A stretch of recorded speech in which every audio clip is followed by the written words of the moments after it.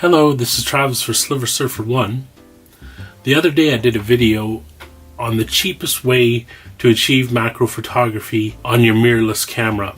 And I said in the video that it wasn't the cheapest way. It's, I think, the cheapest way to get the best results and the most versatility. And I did say in the video that I would show you the cheapest way to achieve macro photography on your mirrorless camera.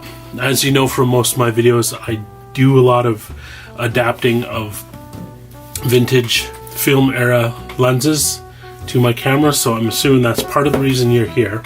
Since you already have some manual lenses kicking around, the two most common that people get are the 50mm, like what I used on the macro tubes that I showed you the other day, and the 28mm wide angle lens. This one's good for doing landscape photography because it's a wide angle. Okay, so what we're gonna do is I will show you how to use this setup to get pretty decent macro results. Okay, so what you do is you need your 28mm lens or a 50mm lens and your adapter for the 28 or 50mm lens, and a little thing that we can get off the internet called a macro reversing ring. I put a little tiny elastic on here just to help keep dust out.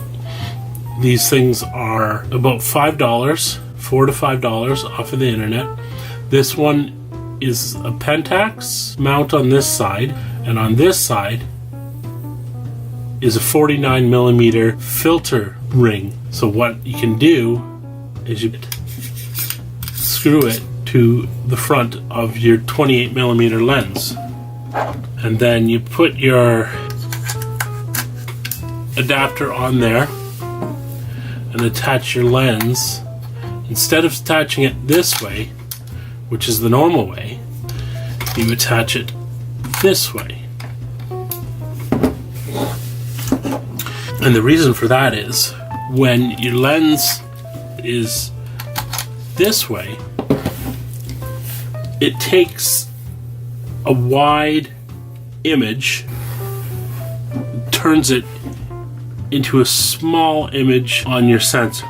But when you turn it around,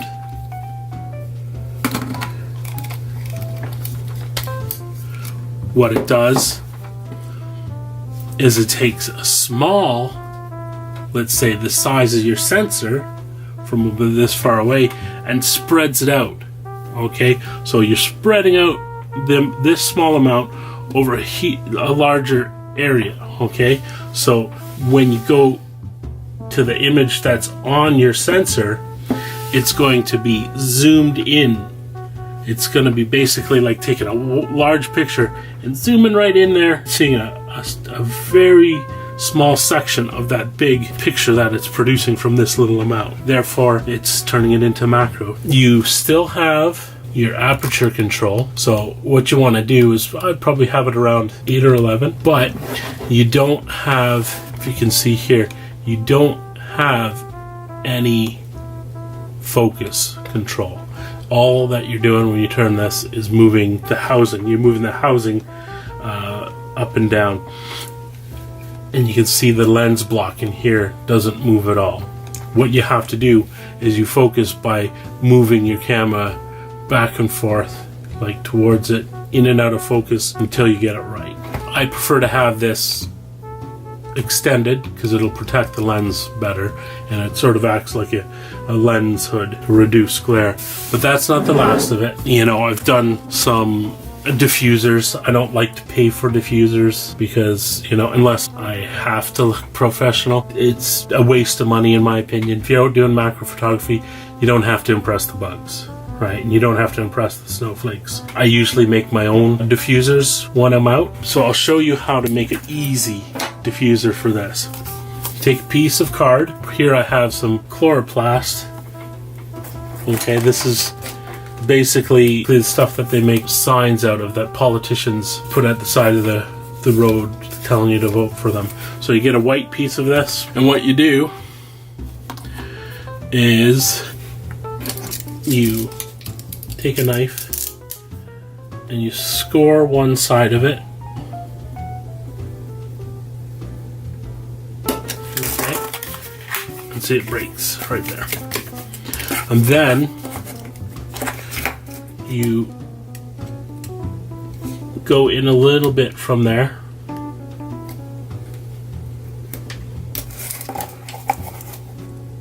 And you cut.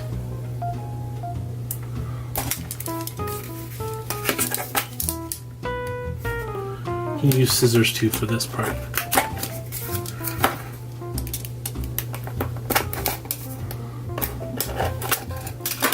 Okay, and then you fold this part down like this. Okay?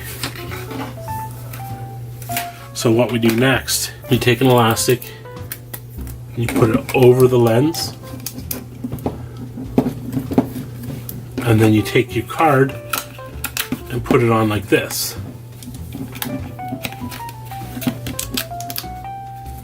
Okay? Pop up your flash,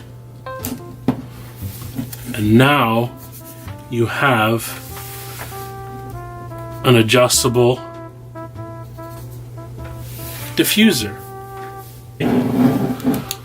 Whenever you go to take a picture of something, it hits this and lights up anything below it and around it as well. So we take a picture, and you know, when you're doing your settings, it doesn't matter. You can do it anyway with this. You can set it at any position on here. I always like to shoot manual. Go ahead and put your ISO at about 400. These cameras can take it and be hard to see noise. So there you go. That's the simplest way to do macro photography and the cheapest. Thanks for watching, and please subscribe.